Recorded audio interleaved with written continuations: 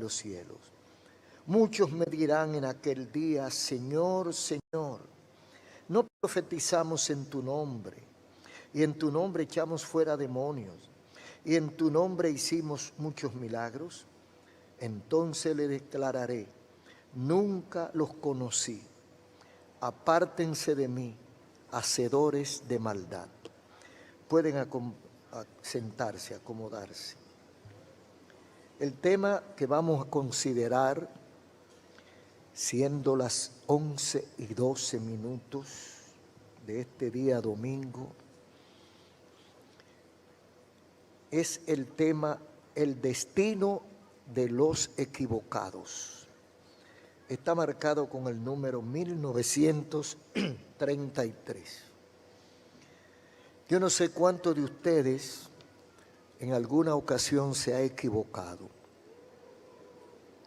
Ojalá que ninguno de los oyentes se haya equivocado nunca, pero eso es muy difícil.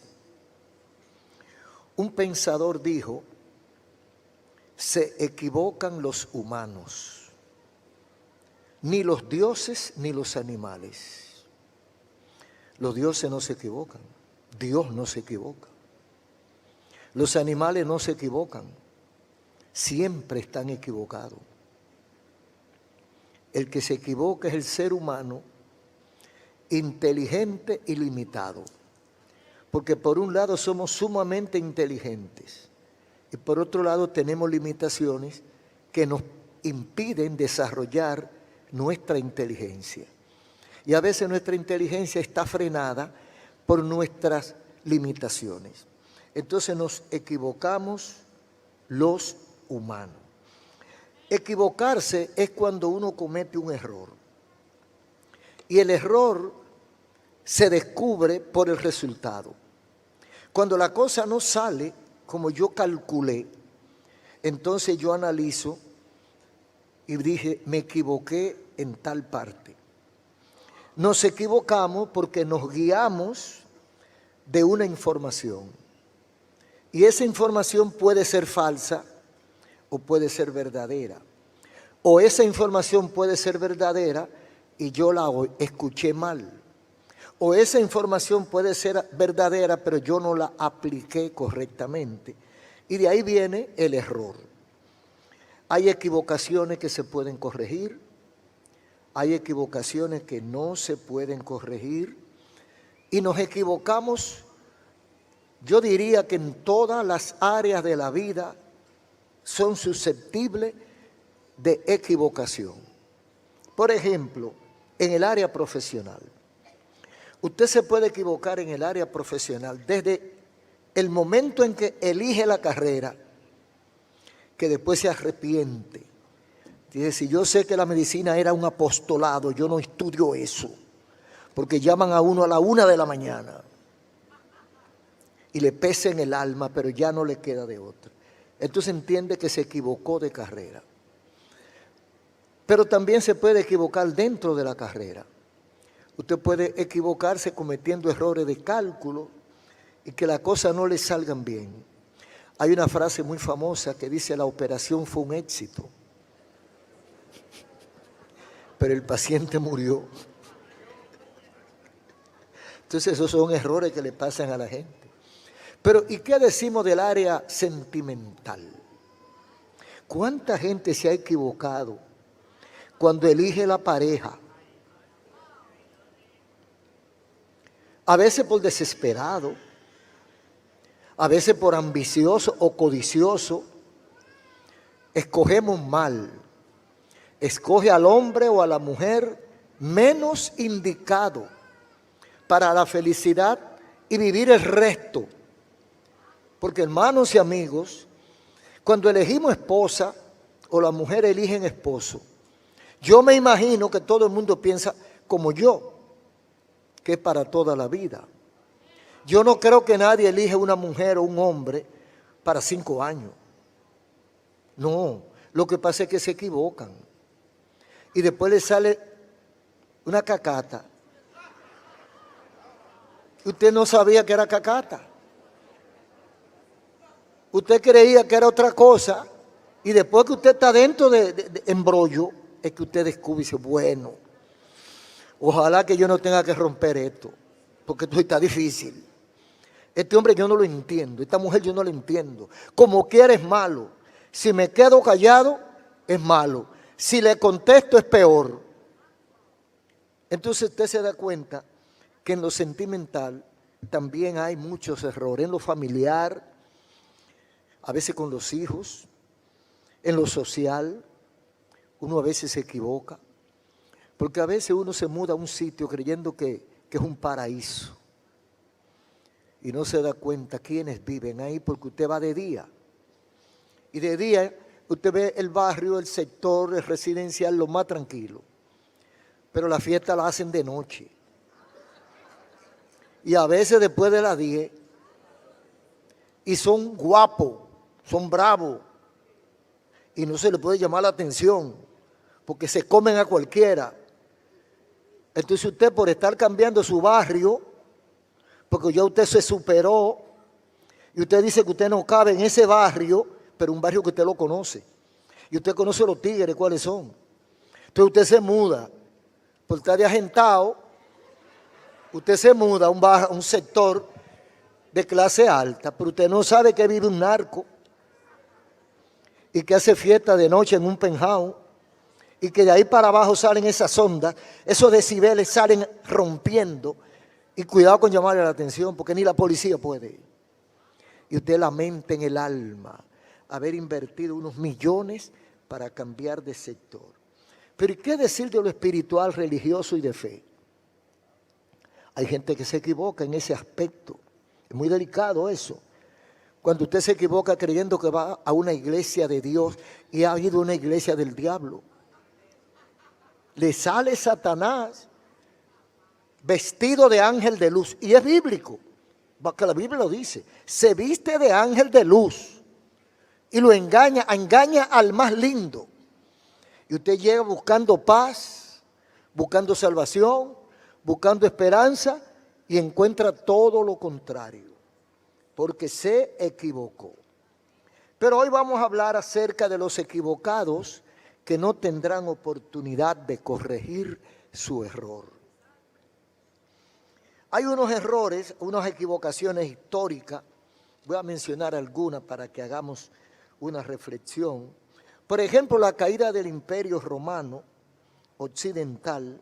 Ustedes saben que el Imperio Romano se dividió, pero hubo una parte que sobrevivió, que le llamaron el Imperio Romano Occidental.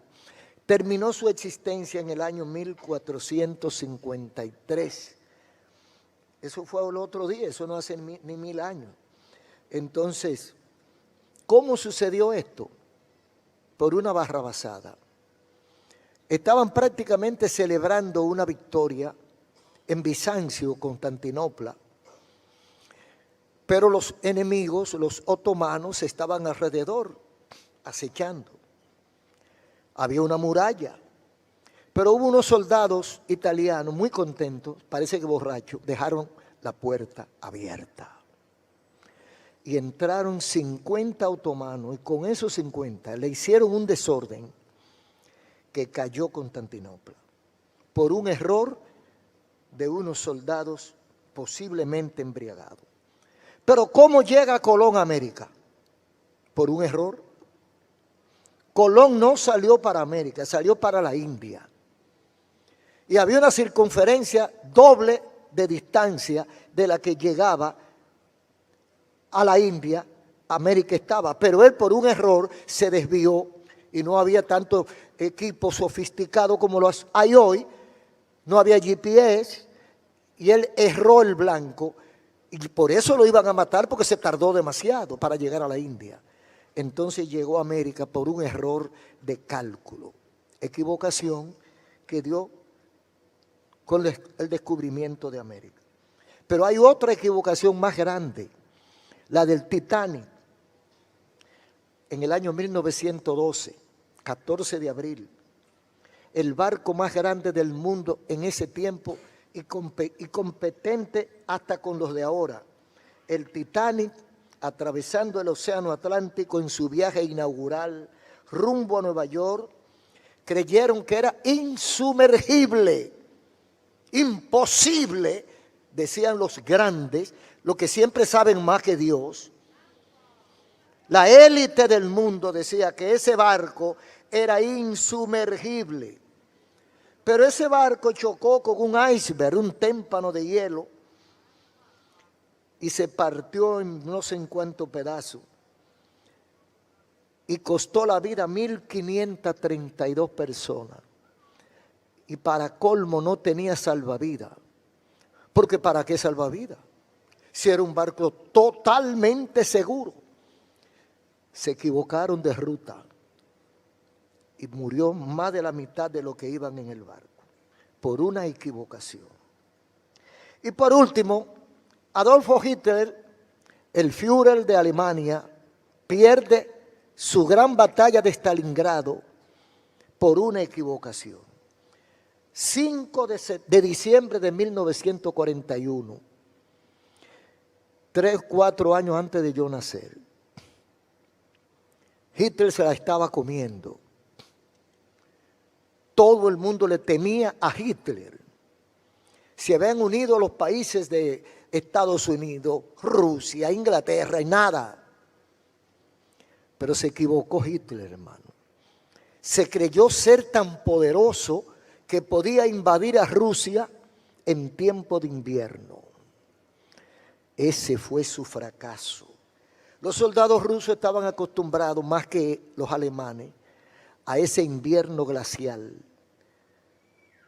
Y tuvieron la victoria sobre el ejército alemán en Stalingrado el 5 de diciembre de 1941. Cayó vencido el ejército más poderoso del mundo por una equivocación. Se creyó invencible. Y a veces uno pregunta y piensa, ¿cuánta gente equivocada conocemos? ¿Cuánta gente que creen que son intocables? ¿Cuánta gente que creen que se la saben toda? ¿Cuánta gente cree que está sano y se está muriendo? Hay gente que anda por las calles sentado en el parque cogiendo fresco y no sabe que hay un tumorcito que está creciendo. Y que en cualquier momento producirá un malestar e irá al médico y el médico arrugará la cara y dice, vamos a hacerte otro estudio, que no me convence este.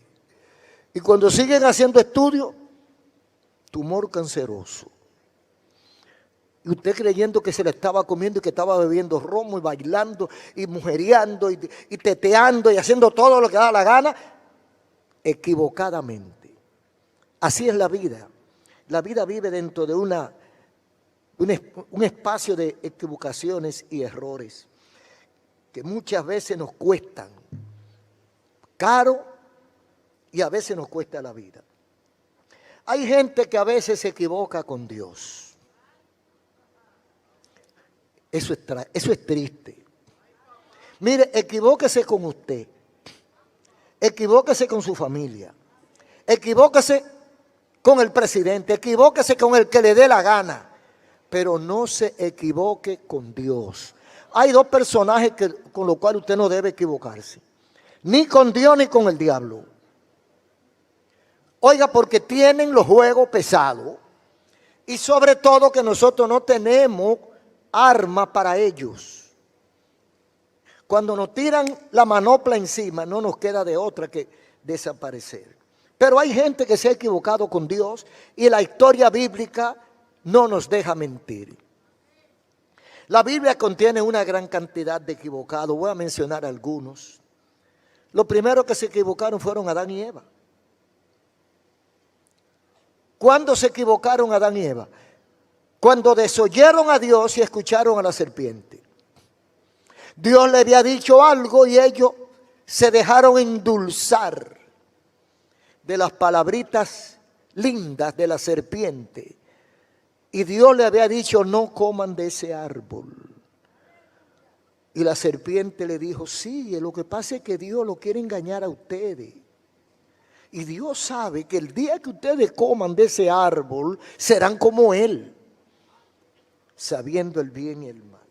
Se equivocaron y las consecuencias las conocemos. fueron echados del huerto del Edén y cargaron con su culpa, con su pecado, que hasta nosotros hemos tocado. Otro que se equivocó fue Caín. Caín se equivocó, mire qué tonto fue Caín, mire qué sencillo. ¿Cómo se equivoca Caín? Con la ofrenda que lleva. Abel y Caín iban a llevar ofrenda a Dios. Y la ofrenda de Abel es aceptada y la ofrenda de Caín es rechazada. Esa fue la desgracia de Caín, el que Dios rechazara su ofrenda. ¿Por qué rechazó Dios la ofrenda de Caín? Dice 11:4 de Hebreos. Por la fe Abel ofreció a Dios más excelente sacrificio que Caín. Ahí está el truco. Abel y Caín, hermanos de padre y madre, los únicos hermanos que no tienen abuelo, llevan su ofrenda a Dios y Dios rechaza una y acepta la otra, y de ahí viene toda la debacle de Caín. Pero dice que por la fe Abel ofreció a Dios más excelente sacrificio que Caín. Lo que quiere decir que Caín lo hizo rutinariamente sin fe. Lo hizo religiosamente. Lo hizo por disciplina, por costumbre, por ritualismo. Le voy a llevar esto a Dios para que me deje quieto, para que se esté tranquilo. En otras palabras, Caín llevó una ofrenda de lo que le sobra. No, Abel llevó un culto. Ya, Abel lo hizo con reverencia. Abel lo hace con devoción. Abel lo hace no como para dar algo, sino Abel va a entregarse él mismo. Por la fe, Abel ofreció mayor sacrificio o más excelente sacrificio que Caín. Fíjese que el punto no es dar, sino cómo damos. No es como usted ofrende, no es lo que usted ofrende, es cómo usted ofrende. Cuando usted ofrenda su vida, cuando usted ofrenda su tiempo, cuando ofrenda su dinero, cuando usted ofrenda lo que tenga para Dios, hágalo en esa actitud que lo hizo Abel, como un culto de adoración a Dios con fe de que Dios va a recibir. Entonces Caín se equivocó y fracasó. Otra equivocación humana, donde ya se reflejaba un poco la rebeldía de la humanidad, y que como toda rebeldía contra Dios terminó en fracaso, fue la que está en Génesis 11:4. Edifiquemos una ciudad y una torre cuya cúspide llegue al cielo. La torre de Babel.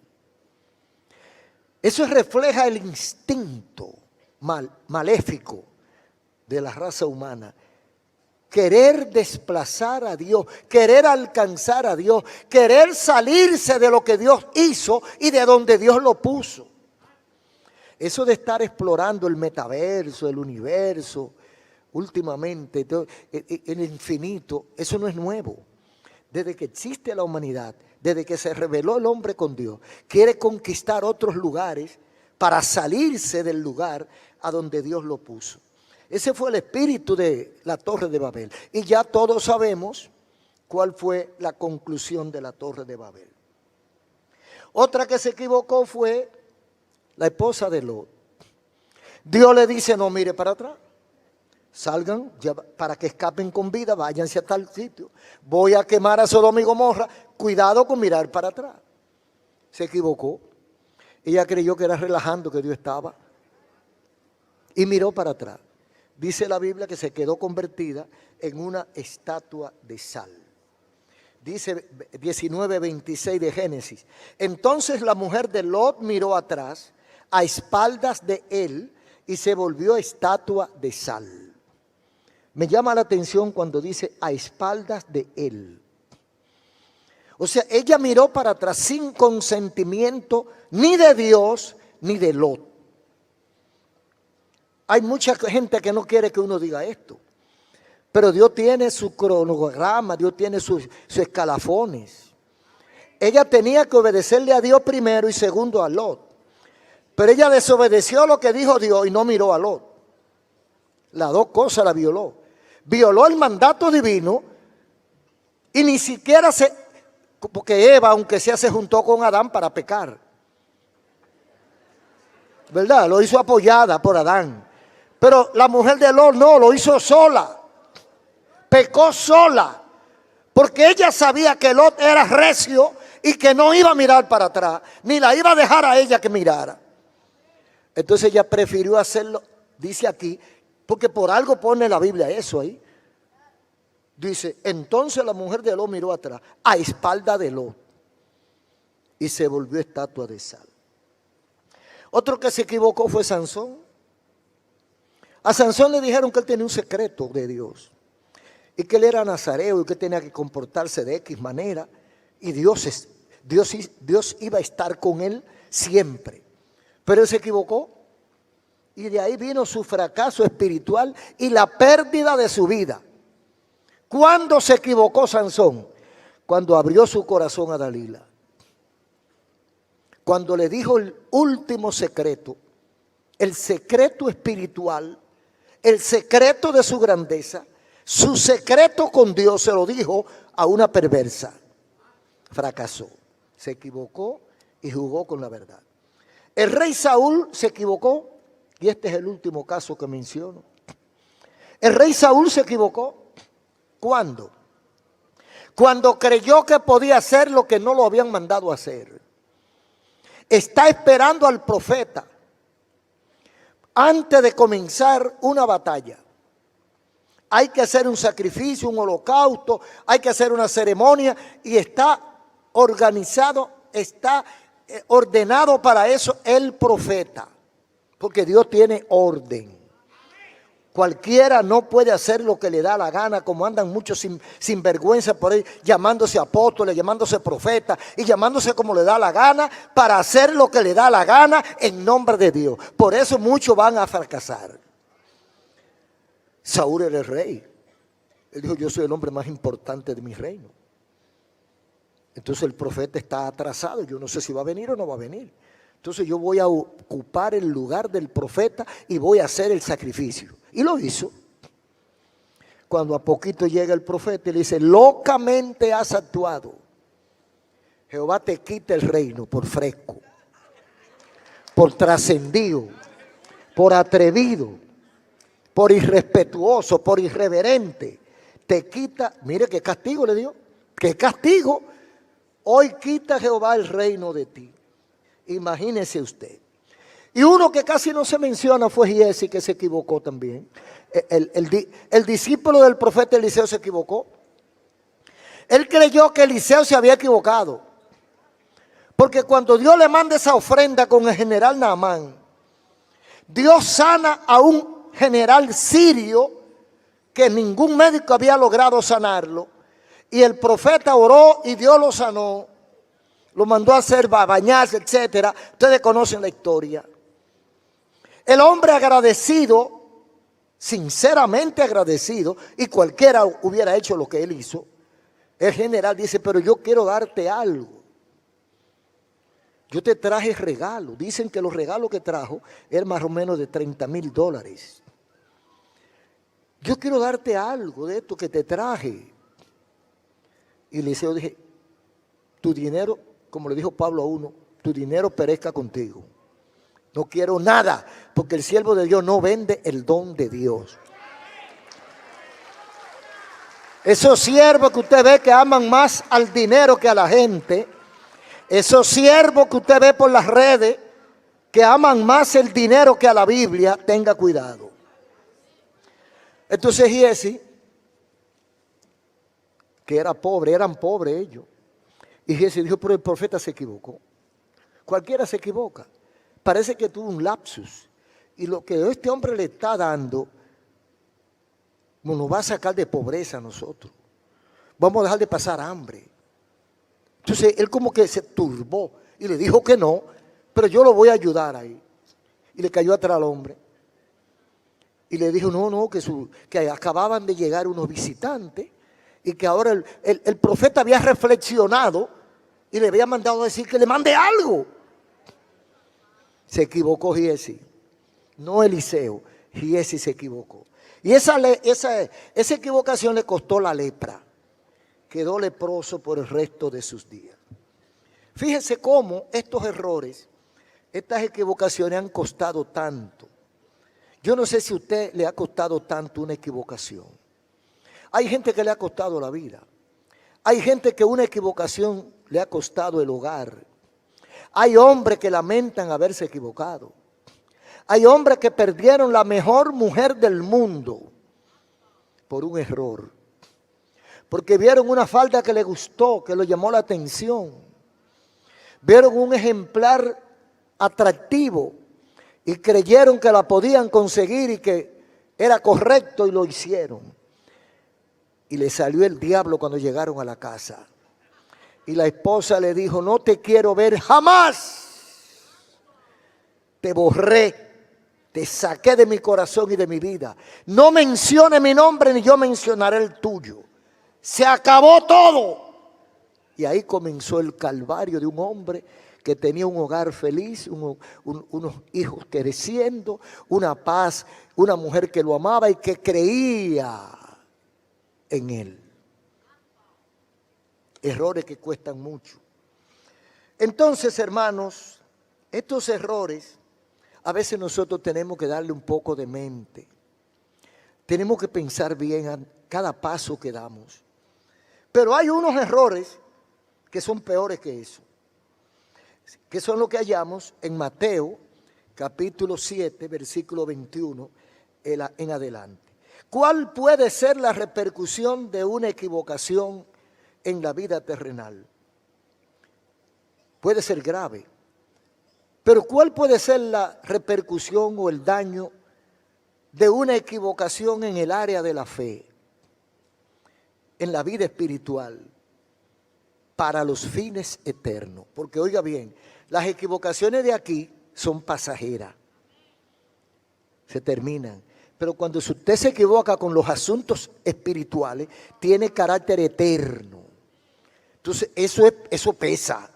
Eso pesa más que todos los otros errores que nosotros podamos cometer. Entonces, aquí en Mateo capítulo 7, hay un encuentro de Jesús con sus discípulos y unas enseñanzas que todos nosotros deberíamos tener, pero muy en cuenta. Los hermanos, los creyentes y los amigos que todavía no han dado el paso, los familiares de los hermanos, aquellos que conocen un poquito, pero que viven nada, deben atender a este encuentro de Jesús con su discípulo. Cristo le dice a su discípulo en el versículo 22, en aquel día muchos me dirán, Señor, Señor, no profetizamos en tu nombre, y en tu nombre echamos fuera demonios, y en tu nombre hicimos milagros. Habrá gente que vaya a acercarse a la presencia. Es una ilustración que el Señor nos pone, que no necesariamente tendrá que ser así, pero de alguna manera se parecerá a eso. Entonces a alguien se le van a acercar en el día final, va mucha gente a acercarse al Señor creyendo que todo está bien. Creyendo que vivieron una vida de acuerdo a la voluntad de Dios. Pero se encontrarán con una mala sorpresa de la vida. Ellos irán porque son gente que hicieron una vida religiosa. De eso habla el versículo 22. Dice, profetizamos en tu nombre, o sea, predicamos tu palabra. Y en tu nombre echamos fuera demonios. En tu nombre hicimos milagros. O sea, tenían una vida religiosa. Posiblemente, tal vez, ayunos. Personas de iglesia. Personas que tenían Biblia. personas que decían practicar la enseñanza bíblica. Dice, profetizamos o predicamos en tu... O sea, gente que salía a predicar la Biblia y que hacía oración por los necesitados y enfermos. Pero a esa gente el Señor lo va a rechazar, a un grupo, no a todos, a un grupo. Dice aquí la Biblia. Entonces uno se pregunta, ¿será verdad o será mentira que hicieron milagros? Que echaron fuera demonios, que predicaron la palabra. ¿Será verdad o será mentira? Pueden ser varias cosas. Puede ser una manipulación. Hicieron el trabajo evangelístico como manipulación. Lo hicieron bajo la fuerza diabólica de demonios. O puede ser gente que tuvieron bien y abandonaron la fe. Tres cosas que pudieron ser.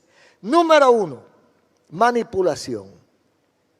Hay personas que cogen la Biblia y se la aprenden.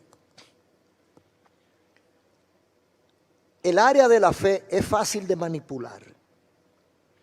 Porque la gente, cuando usted tiene recursos, usted es una persona que habla con fluidez, que tiene cierto conocimiento, ciertas habilidades, usted enreda a la gente y lo asusta.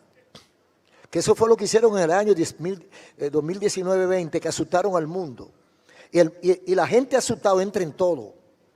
Le dijeron, mire, se va a morir. Ahí anda el virus en el piso, en el aire, en la puerta, donde quiera está el virus. Tiene que ponerte esto. Y la gente mansito va y se lo ponía. Excepto un grupo que nos dimos cuenta que era el diablo que estaba ahí. Pero la gente asustada es manipulable. Entonces cuando usted lo asusta con el infierno, que el diablo te va a comer, la gente se pone suave. Mucha gente, no todo. Mucha gente se pone suave. Entonces el falso profeta lo manipula. Y por eso hay mucho haciendo dinero con la manipulación de la fe. Porque logran sugestionar a la gente y la gente le cree. Y como la gente le cree, le dice que usted tiene que darle lo que usted no tiene, que tiene que buscar prestado para pagarle a él. Porque Dios quiere que lo haga. Y si no, te va a llevar el otro. Y la gente se asusta. Entonces ese tipo de manipulación está funcionando, pero mucho en este tiempo, por una cosa increíble. Ese grupo va a llegar allá. Esa gente va a... Cuando el Señor venga y esté juzgando, ellos van a llegar allá. Con su tola y todas sus cosas y su Biblia de oro. Y le van a decir, mira, yo soy el apóstol fulano. Yo tenía bajo mi cobertura 1000 pastores. Yo era un hombre intocable en mi mundo. No te conozco, varón. ¿Cómo tú te llamas? No, yo soy el apóstol. Póngale un nombre de esos apóstoles que usted conoce. Manipulación. También hay otro grupo, porque el diablo se viste de ángel de luz. Entonces hay demonios que logran sorprender en su buena fe a muchos creyentes que están en la iglesia, pero que no leen la Biblia. ¿Cuánto hay aquí de eso? Hay muchos creyentes que no leen la Biblia, no estudian la Biblia. Entonces el diablo se disfraza de ángel, de pastor, de evangelista, de profeta, se disfraza de lo que a usted le gusta y le da la connotación de que es legítimo. Y viene con credencial y con todo, pero está poseído por un demonio. Y en nombre de ese demonio, todos los demonios que tienen menos rango, él lo echa fuera. En tu nombre echamos fuera demonios, sí. Porque eso es por grado. Eso es como la Fuerza Armada, por ejemplo. Aquí hay 2 o 3 militares, sargento, cabo, teniente. Y llega un coronel o llega un general y le da una orden a todos y salen todos. Pues el diablo también trabaja con ese ordenamiento. Y cuando llega un demonio mayor, le ordena a los más chiquitos. Entonces, el diablo grande, por eso es que al brujo dice que le sacan los espíritus a la gente. Porque son espíritus más chiquitos que el de brujo. Entonces, cuando llevan el infeliz, él lo libera por un rato. Entonces, eso se puede dar. En tu nombre echamos fuera demonios. Mentira, no fue en el nombre de Jesús, fue en el nombre de ellos. Ese es otro grupo que va a ir donde el Señor a reclamar lo suyo. Porque ese grupo irá a reclamar su lugar, reclamándole a Jesús la legitimidad de su ministerio y presentarán sus supuestas credenciales. No, pero yo soy un siervo de Dios, yo en tu nombre prediqué. Yo tenía una iglesia en tal sitio. Mira, la iglesia tal que estaba en sitio, yo era el pastor, yo fui el que la fundé. Esas son las credenciales que tiene. Habrá otro grupo que era legítimo, que estaba bien, pero que dejó al Señor.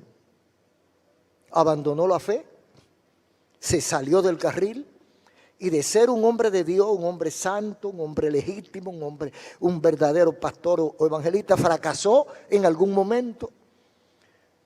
Se cayó, se dio tan duro que no se pudo parar y se quedó en el suelo. Entonces ese descarriado también se va a acercar. Señor, pero acuérdate que yo tuve un tiempo sirviéndote. En aquel día, dice el Señor, yo tuve un tiempo que te servía, que predicaba, que levanté iglesia. Mira, tú sabes la gente que se salvó por causa de mis predicaciones. Sí, yo sé cuánta gente se salvaron, pero tú te perdiste. El que no te salvaste fuiste tú. Entonces, ese tres grupos de gente, pienso yo, que son de los que van a reclamar su estatus espiritual delante del Señor. Manipuladores, endemoniados y descarriados. Porque esto no tiene que ver con que usted pase 20 años en la iglesia. Usted puede estar 20 años en la iglesia y ser un pastor intachable, pero después usted se descarría y hace lo que le da la gana. Olvídese de lo que usted hizo, nada de eso vale ya. Nada de eso vale nada. El que persevere hasta el fin, ese será salvo. Bendito el Señor. Entonces, cuando viene este grupo de gente tratando de convencer a Jesús, de manipular a Jesús, el Señor responde tajante. Versículo 23. Dice, y entonces yo le voy a... Eso le está diciendo el Señor a sus discípulos, diciéndole lo que va a pasar al final, que no ha llegado todavía. Él dice, y entonces le voy a decir, nunca los conocí. Apártense de mí, hacedores de maldad. Y a veces la gente dice, pero ¿cómo el Señor va a decir que no lo conoció? Es que no lo conoció. ¿Qué es conocer en la Biblia? No es haberlo visto. No es que usted un día pasó por la iglesia, es que usted haya tenido intimidad con Dios. Hasta que usted no conoce profundamente a una persona, usted no puede decir, yo lo conozco, yo sé cómo él piensa, yo sé lo que le gusta y lo que no le gusta. No, usted no lo conoce, usted lo ha visto. Entonces, si usted ha tenido intimidad con Dios, si usted se ha metido en la voluntad de Dios, usted ha entregado su vida realmente a Dios y usted ha vivido para Dios, usted ha sido obediente y humilde y sumiso, entonces dice el Señor, nunca te conocí porque tú no hiciste eso. Tú ibas a la iglesia, tú andabas con una Biblia, tú cantabas, y bonito que cantaba, tú tocabas y bien que tocabas. Tú eras del grupo de adoración y a los hermanos les gustaba que tú cantaras, pero yo no te conozco. Yo soy el que no te conozco y aquí mando yo. ¡Oh, gloria a Dios! Los equivocados pasaron su vida creyendo una cosa. Eso es triste, hermano. Pasarse la vida creyendo una cosa y al final descubrir que todo era una falsa. Yo no era un siervo de Dios. Yo era un vividor del evangelio. Yo era un engañador. Y ahora me han quitado la careta. El destino de los equivocados. Dice el Señor, apartaos de mí, hacedores de maldad. Y lo mandó para el otro lado. Ahora, en ese contexto el Señor está hablando con sus discípulos y con nosotros. Y en el versículo anterior, en el 21, Él decía, no todo el que me dice Señor, Señor entrará en el reino de los cielos, sino el que hace a la voluntad de mi Padre que está en los cielos. No todo el que dice Señor, Señor. ¿Y quiénes son esos? Se refiere a dos grupos. Aquí el Señor menciona dos grupos de personas. Los que dicen Señor, Señor, y los que hacen la voluntad de mi Padre. Los dos grupos están en la iglesia. A los dos grupos la gente lo conoce como creyentes, como evangélicos, como cristianos, y a veces como líderes. Entonces el Señor dice que hay dos grupos. Hay un grupo que vive, a veces son los más bullosos, los que más gritan, los que más brincan. Sí, porque hay gente que brinca mucho y salta mucho y habla en lengua, pero es para que nadie dude de su testimonio. Porque hay gente que cree que hablar en lengua es un sello de santidad. Usted sabe que hay mucha lengua inventada. Y el Espíritu Santo no es loco. El Espíritu no habla lengua de más. Cuando el Espíritu Santo utiliza para hablar en lengua hay un propósito. No es para un exhibicionismo, para una falsa nota de santidad. Entonces hay mucha gente en la iglesia brincando y saltando diciendo Señor, Señor. Lamentablemente, hermano, no es que quiera uno que sea así, es que dice Cristo que es así. Hay dos grupos de religiosos. Los que dicen Señor, Señor, y los que hacen la voluntad de mi Padre. Son dos grupos. ¿A cuál pertenezco yo? ¿A cuál pertenece usted? ¿Al que vive diciendo Señor, Señor y brincando y saltando y hablando en lengua? ¿O al que hace la voluntad de mi Padre que está en los cielos? Entonces los que dicen Señor, Señor, ¿quiénes podrán ser? Nosotros no podemos señalarlo. Nosotros no podemos decir, tú eres de lo que dice Señor, Señor, y tú eres de lo que hace la voluntad de mi Padre. Eso no es problema de nosotros. En aquel día ese trabajo lo van a hacer los ángeles. Aquí nosotros tenemos que tratarlo a todos igual. Todo el mundo es santo. Ahora cuando llegue la hora cero, muchos monos caerán al agua. Cuando llegue la hora cero es que se sabrá quién es quién. Los que dicen Señor, Señor, son aquellos que el evangelio no le ha entrado. Son aquellos que vienen, los amigos, porque hay amigos que leen la Biblia todos los días.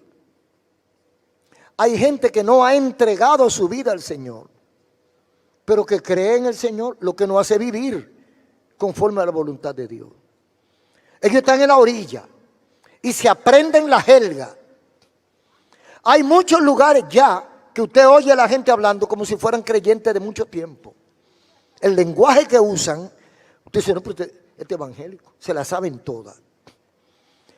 Hubo una periodista una vez que me preguntó hasta qué decía yo del cajón del diablo. Refiriéndose a aquellos años cuando Gille decía que el televisor era el cajón del diablo. Pero estamos hablando de 40, 50 años atrás. Porque se sabe en el manejo de nosotros. Hay gente que cree que con ir a la iglesia se va a salvar. Hay gente que cree que con andar con una Biblia se va a salvar. Hay otros que creen que porque la esposa sea evangélica o el esposo o el hijo se va a salvar. ¡No! Según la Biblia, esto es individual, personal. Yo tengo que buscarme lo mío, yo. Mi mujer puede ser una santa y yo ser un diablo. Y dice la Biblia en 24 de Mateo, estarán dos en una cama. Y uno será llevado y el otro será dejado. Así de sencillo. Entonces lo que dicen Señor, Señor, pudiera ser cualquiera de los oyentes. Ahora, lo que hacen la voluntad de mi Padre son los que están atentos a la voluntad de Dios y tratan de mantenerse dentro de esa voluntad de Dios. Humildes, sencillos, No andan haciendo alarde. No andan diciendo yo ayuné tanto día, yo me estoy comiendo el cielo. No, el que hace la voluntad de Dios simplemente la hace. Y no tiene que ponerla en vitrina, ni tiene que estarlo anunciando en los periódicos, ni tiene que ponerlo en las redes sociales. Acabo de entregar un ayuno. Hay evangelista en eso, hermano. Acabo de hacer un ayuno de tantos días. Ahí mismo se invalidó el ayuno. Ahí mismo se convirtió en cero.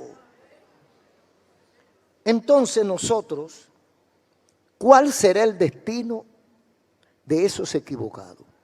De los que pasaron su vida religiosa, de los que creyeron que ir a la iglesia bastaba, de los que creyeron que con dar una ofrenda era suficiente. ¿Cuál será el destino? Lago de fuego, dice la Biblia, donde el fuego arde con fuego y azufre. Entonces le hace una advertencia a su discípulo antes de decirle toda esa cadena de cosas que hemos dicho. Lo primero que el Señor le dijo a sus discípulos y nos dice a nosotros: no todo el que dice Señor, Señor entrará en el reino de los cielos, sino el que hace la voluntad de mi Padre que está en el cielo. Pero hay una grave equivocación que le costará la sentencia: apártense de mí, hacedores de maldad. Hasta ese día esta gente estuvo creyendo que estaba bien. Amigo, no te dejes engañar. No crea que con ir a la iglesia los Viernes Santos tú estás salvo. No crea que con tener el Salmo 91 abierto en la cama o el Salmo 23 tú resuelves. No crea que con ir a veces a la iglesia tú resuelves. ¿Sabe cómo es que tú resuelves? Entregándole tu vida a Cristo. Diciéndole al Señor: a partir de hoy me comprometo a conocer y a hacer tu voluntad. El control de mi vida lo tendrás tú. Yo haré tu voluntad, cueste lo que cueste. Entonces, a partir de ese día que usted hace un compromiso de obediencia a la palabra de Dios, a partir de ese día usted está caminando en lo correcto. De lo contrario, lo demás es buche y pluma. Mucha espuma y nada de chocolate. No se lleve de que el culto estaba bueno porque brincaron mucho. Llévese de la vida que usted está viviendo. Llévese del testimonio que usted da en su casa, que usted da en la calle, que usted da en el trabajo, que usted da en el vecindario. Llévese de eso, porque por su fruto los conoceréis. Lamentablemente, estamos viviendo una vida de engaño, de falsedad. O vivimos una realidad espiritual, o nos acercamos a Dios, o estamos plenamente equivocados y engañados. Equivocados y engañados. Porque si usted se da cuenta ahora que está equivocado, usted tiene tiempo de resolver. Pero si usted espera al final, no habrá tiempo para resolver. Nunca podremos engañar. Mire, la inteligencia artificial lo puede engañar a usted, pero no puede engañar la inteligencia divina. La inteligencia divina no la podrá engañar nadie. Debemos aclarar nuestra situación antes que llegue el momento de la verdad y no haya tiempo. Cristo se lo dijo a los discípulos y nos lo dice a nosotros. En aquel día hay muchos que vendrán gandíos a entrar al reino de los cielos y encontrarán un stop. No entrada para no puede entrar. ¿Por qué? No, porque tú no eres de este grupo. Pero ¿cómo que yo no soy de este grupo? Si yo, mira mi Biblia aquí, mira la sucia de tanto que la he manejado. Mira mis rodillas de tanto que yo oré, ayuné, prediqué, eché fuera demonios, hice milagros. Y ahora tú no me conoces. Nunca te conocí. Y te ruego que te quites rápido del medio, porque vienen otros que tienen que entrar. Apártate de mí y vete al infierno. Yo no creo que sea buena idea que usted se quede equivocado toda la vida. Vamos a reflexionar, vamos a pensar ¿Debo yo hacer un análisis, un arreglo en mi vida espiritual, en mi relación con Dios? ¿O yo estoy bien? No, haga el análisis introspectivo, hacia adentro. Piense cómo está su relación con Dios. Si usted cree que debe seguir así, entonces siga. Pero si usted encuentra alguna avería, corríjala antes que sea tarde. El destino de los equivocados, el infierno.